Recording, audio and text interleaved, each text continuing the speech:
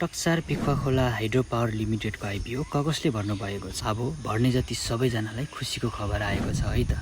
यस कम्पनीको आइपिओको रिजल्ट चाहिँ आउने भएको छ है त। कम्पनीले 100 रुपियाँ अङ्कित मूल्यको दरले 25,15,455 किता सेयर सर्वसाधारणको लागि निष्कासन गरेको थियो भने यस कम्पनीको वित्तीय विवरण हेर्दा चाहिँ कम्पनीको इपिएस अर्थात् अर्निङ पर सेयर चाहिँ -0.72 र नेट ग्रोथ चाहिँ 100.76 पैसा रहेको छ। त्यसैगरी सेकेन्डरी मार्केटमा पहिलो दिनमा यसको कारोबार चाहिँ 100 देखि 302 रुपियाँको बिचमा हुनेछ। यस कम्पनीको आइपिओमा चाहिँ जम्मा आवेदन परेको संख्या चाहिँ 28,20,388 जनाले आवेदन दिनुभएको थियो भने जसमध्ये आइपिओ पर्ने चाहिँ संख्या चाहिँ 2,51,545 जनालाई चाहिँ यस कम्पनीको आइपिओ पर्नेछ भने बाँकी रहेका 25,68,843 जनाको हात भने चाहिँ खाली नै हुनेछ। र अन्तिममा यस कम्पनीको रिजल्ट कुरा गरौँ, यही महिनाको जेठको 8 गते बिहान बाँडफाँड गरिने भएको छ। त्यसैले आइपिओ को रिजल्ट चाहिँ गर्न नबिर्सिनु होला। र पनि म भिडियो बनाउँछु, त्यो भिडियो हेर्नको लागि मेरो यस आइडीलाई चाहिँ फलो गर्न नबिर्सिनु होला। र अन्तिममा यस्तै खालका आइपिओ एफपिओ शेयर मार्केट सम्बन्धी भिडियोहरू हेर्न चाहनुहुन्छ भने मेरो यस आइडीलाई फलो गरेर राख्न पनि नबिर्सिनु होला।